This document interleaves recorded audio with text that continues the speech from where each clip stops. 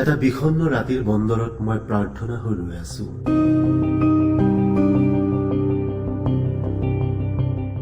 ভাল নলগা হৈ অহা সকলো দৃশ্যৰে দুচকুক ফাঁকি দিছো।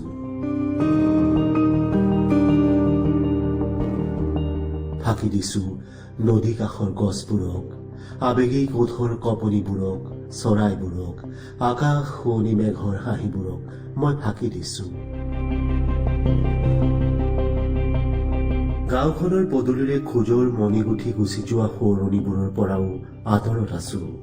বুকুখন চুই চৰাইজনীক শুনাও বুলি কুহুমীয়া পুৱাৰ গীত এটা আৰু শৈশৱৰ আপোন পাহৰা হাঁহিৰ খলকনিবোৰ। তাৰ পাছতো মই ফাঁকি দিয়াৰ অপৰাধত ভোগো। ঘৰৰ পৰা মুকলি মোহৰ মুগ্ধতাৰে ওলাই যাব নোৱাৰা বিষাদত ভোগো। জুলীয়া হৈ পৰো নিজেই নিজৰ ওচৰত।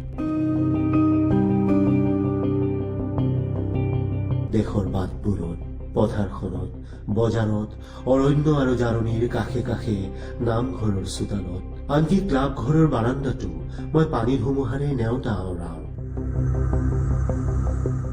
নেওতাৰ ভিতৰে ভিতৰে যে জীয়া মানুহৰ মহত্তম আৱেশ, সাহ আৰু ভালপোৱা।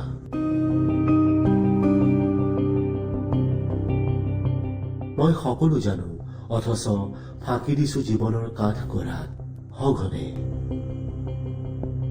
জীৱন মানে মোহৰ ধুমুহা, জীৱন মানে তেজাল কবিতা, জীৱন মানে বোকা পানী খচি পথাৰৰ পৰা উঠি অহা আঘু। মই জানো, অথচ নজনাৰ দৰে জি আছো নিৰন্তৰ। কেতিয়াবা উমাল সোঁৱৰণিৰে সাবতা সাবতি উচ পিছনিবোৰ এনেকৈও বাঢ়েনে?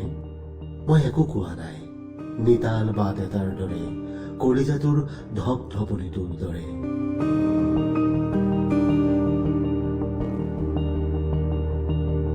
সম্প্ৰতি এটা বিষণ্ণ ৰাতিৰ বন্দৰত মই প্ৰাৰ্থনা হৈ ৰৈ আছো। চৌপাশে উদাস সময়ৰ অনৰ্থক নীৰৱতা। হয়, যি থকাৰ দৰেই জি আছো।